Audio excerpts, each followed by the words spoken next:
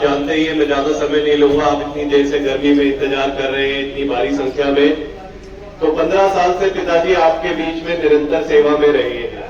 2009 में जब इंडिपेंडेंट चुनाव लड़ा था, थोड़े से वोटों से हार गए थे, फिर भी हारने के बाद उन्होंने कहा कि मैं अपने परिवार को नहीं छोड़ूंगा, निरंतर आपकी सेवा में लगे रहे।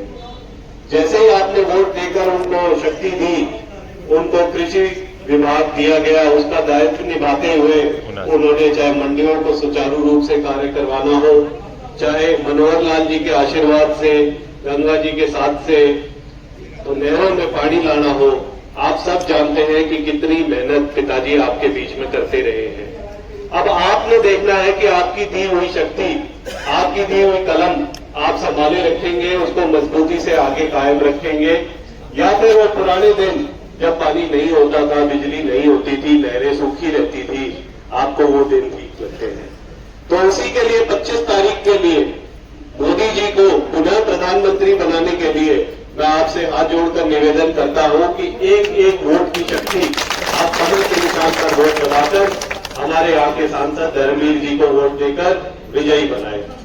उससे होगा क्या कि लोहारू का जो नाम, लोहारू का जो मान सम्मान, आज जेपी दलाल का जो नाम विधानसभा में है, हरियाणा में है, वो आप लोगों की वोट की शक्ति की वजह से है, आप लोगों की वोट की ताकत की वजह से।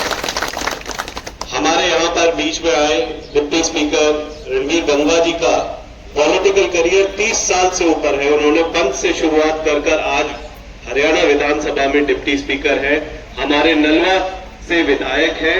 तो ये जानते हैं, चाहे लोहारू हो, बाडड़ा हो, तुशाम हो, सिवाड़ी हो, किकराल, गुरेला, नलोई हो, कि पानी की क्या समस्या रही है।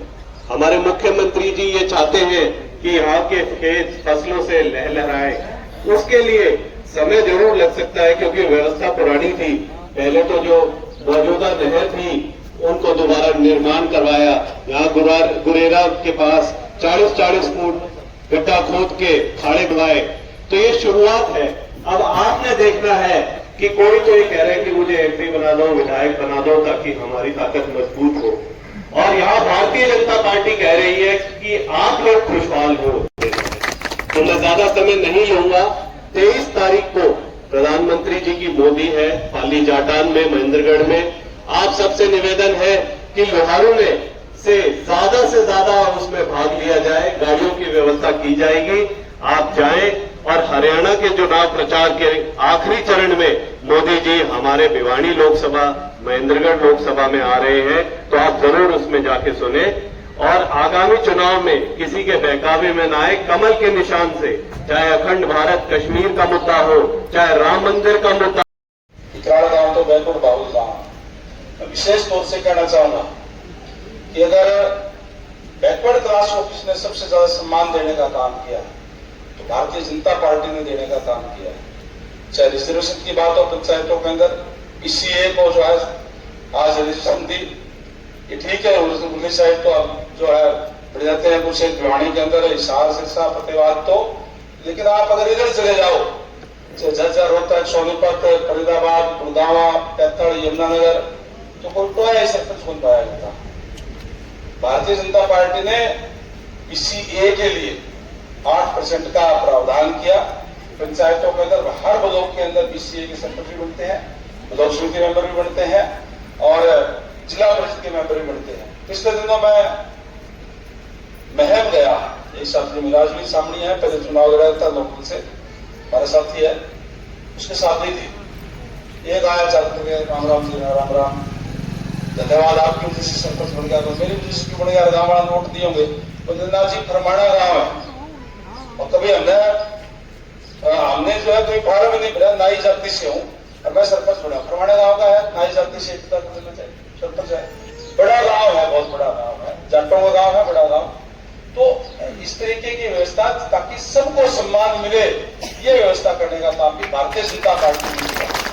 और सबसे बड़ी बात ये कि अगर सबसे ज्यादा अन्याय किसी के साथ तो भूपेंद्र सिंह हुड्डा के राज में, कांग्रेस के राज में हुआ। क्योंकि जब भी कोई भी नौकरियां निकलती थी बड़ा दुख होता था ये देखकर कि PCA के साथ तो खासकर कोई भी नौकरी होती थी 5 साल 50 नौकरी वाले लेनी है, BC 5 जितने भी लोग हैं वो है, उन लोगों के लिए ये तो योग्य है, सारे मेहनती लोग होते हैं। अभी मैं धन्यवाद करूंगा मनोहर जी का, जिन्होंने व्यवस्था डालने का काम किया। जब से भारतीय जनता पार्टी की सरकार बनी है तब से एक भी कोई बैकलॉग नहीं बचा, सारे के सारे हो जाते कि पेंडिंग में कोई अयोग्य घोषित हो, ऐसा कुछ भी नहीं हुआ। सारी की सारी नौकरी ली गई है बैकवर्ड क्लास की। और तो और मैं आपको बताऊं कि इसमें हरियाणा प्रदेश में सबसे बड़ी नौकरी HCS की होती है। IAS और IPS तो सेंट्रल गवर्नमेंट से बढ़ते हैं,